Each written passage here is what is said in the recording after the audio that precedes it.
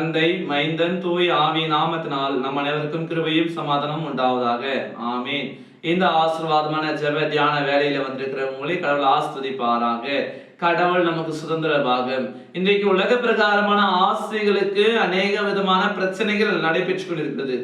ஒரு குடும்பத்துல எடுத்துக்கொண்டால் இந்த உலக பிரகாரமான ஆசைகள் நிமித்தமாக பிரிவினைகள், சண்டைகள், கை கலப்புகள் அதிகமாக நடந்து கொண்டிருக்கிறது.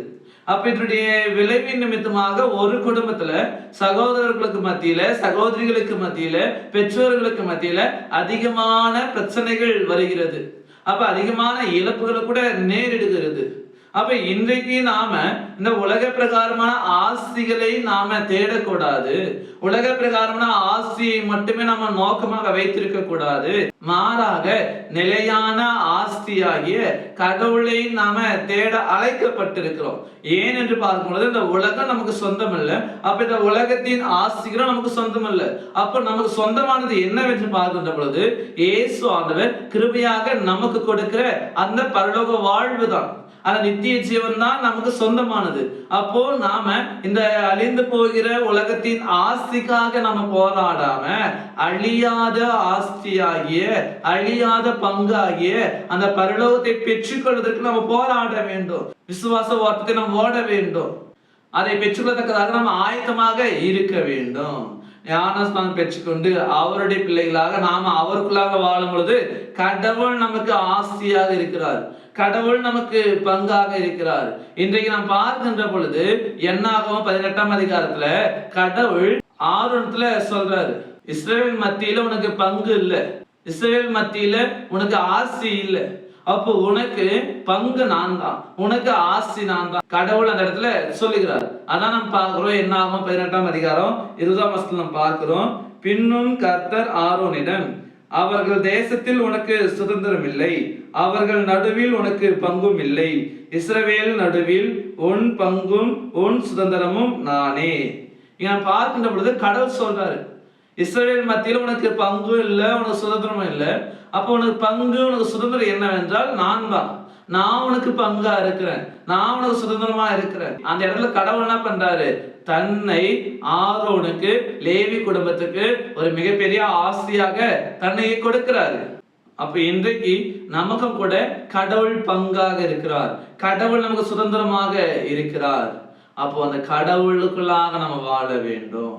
அழிந்து போகிற நிலையில்லாத இந்த உலகத்தின் ஆசையை, இந்த உலகத்தின் பங்கை, இந்த உலகத்தின் சுதந்திரத்தை நாம் தேடாமல் நிலையான, முழுமையான, நிரந்தரமான ஆஸ்தியாகிய கடவுளை தேடுவோம். பங்காகிய இறைவனை தேடுவோம். சுதந்திரமாகிய ஆண்டவரை நாம தேடுவோம்.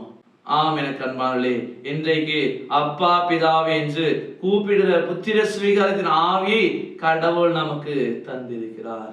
அந்த கடவுள் நமக்கு சுதந்திர பாகமாக இருக்கிறாரு. அவரையே நாம விசுவாசிப்போம், அவரையே நாம தேடுவோம், அவருக்குள்ளாகவே நம்ம வாழுவோம். கடவுள் நம்மை ஆஸ்வதிப்பார். ஆமீன். எல்லா புத்திக்கும் மேலான தெய்வீக சமாதானம் உங்கள் இருதயங்களையும் சிந்தனைகளையும் கிறிஸ்து இயேசுவுக்குள் காத்துக் கொள்வாராக. ஆமீன். யாவரும் கண்களை மூடி நாம் ஜெபிப்போம். துதிகளின் மத்தியில் வாசம் செய்கிற பரலோக பிதாவே, இந்த ஆசீர்வாதமான சந்தோஷமான ஜெப தியான வேலைக்காக நாங்கள் நன்றி படைக்கிறோம்.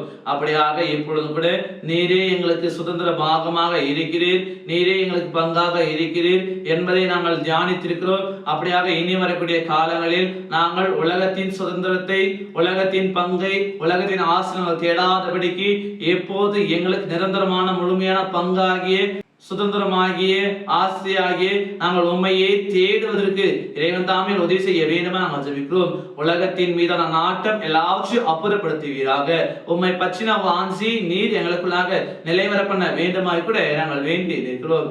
தொடர்ந்து நாங்கள் உம்முடைய பிள்ளைகளாக விசுவாசத்தில் நிலைத்திருப்பதற்கு, சாட்சிகளாக நாங்கள் வாழ்வதற்கு இறைவன் தாமே எங்களுக்கு உதவி செய்ய வேண்டுமாய் நாங்கள் ஜெபிக்கிறோம். இந்த நாள் முழுவதுமாக நீர் எங்களை பொறுப்பெடுத்துக் கொள்ளும். எல்லாருடைய நினைவுகள், யோசனைகள் எல்லாத்தையும் நிறைவேற்றும். எல்லாருக்கும் முழுமையான ஆசீர்வாதமான ஒரு வாழ்வை கொடுத்துள்ள வேண்டுமாய் நாங்கள் வேண்டி இருக்கிறோம். தொடர்ந்து நீர் எங்களை காத்துக்கொள்ளும், எங்களை ஆசீர்வதியும். மீட்பர் இயேசுவின் திருப்பாதம் பணிந்து ஜெபிக்கிறோம் அன்பின் பிதாவே.